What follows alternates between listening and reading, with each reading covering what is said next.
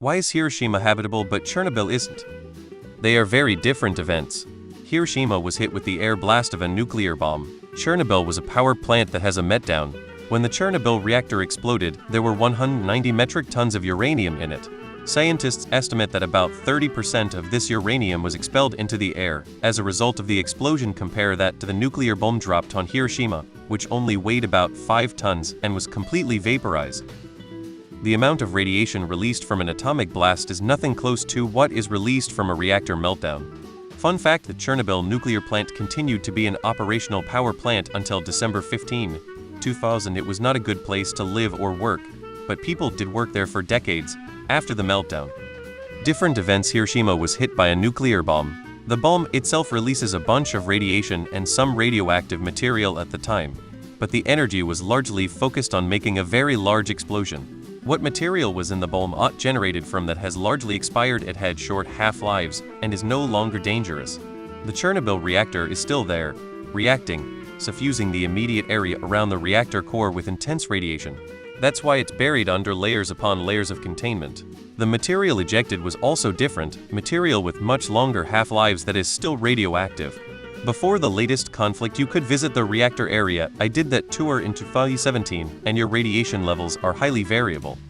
There are safe zones where the background radiation is safe, but if you step off the safe path, it gets dangerous. Hiroshima was bombed, and Chernobyl was a nuclear reactor disaster. The latter has all its radiation at ground level and is continuous.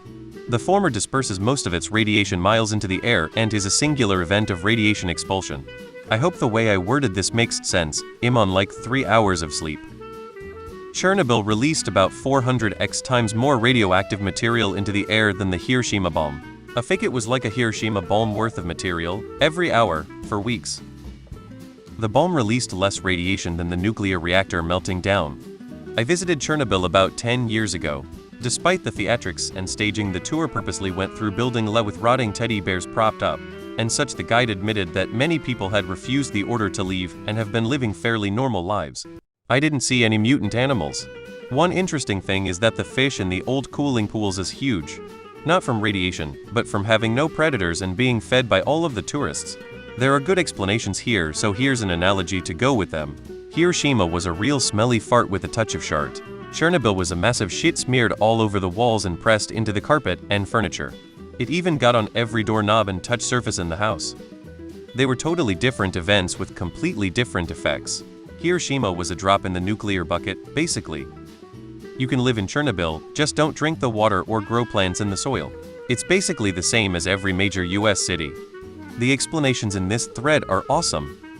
The bomb dropped on Hiroshima was very tame compared to nuclear weapons that have been created ever since.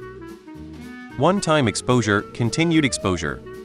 To give you an idea, about a month after the blast, there was US military personnel on the ground in Japan taking pictures of the blast sites. I believe the photographer's name was Joseph O'Donnell. He wasn't dressed in huge protective gear either. Dissipation was at that point enough that it was no immediate worry.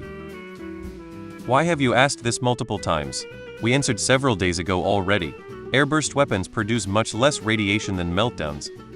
The radioactive material at Chernobyl is still there. It couldn't be removed, so it was buried in concrete. Does anyone not remember acid rain? Russia equals bad, America equals good, even when it comes to nukes and who nukes whom with them.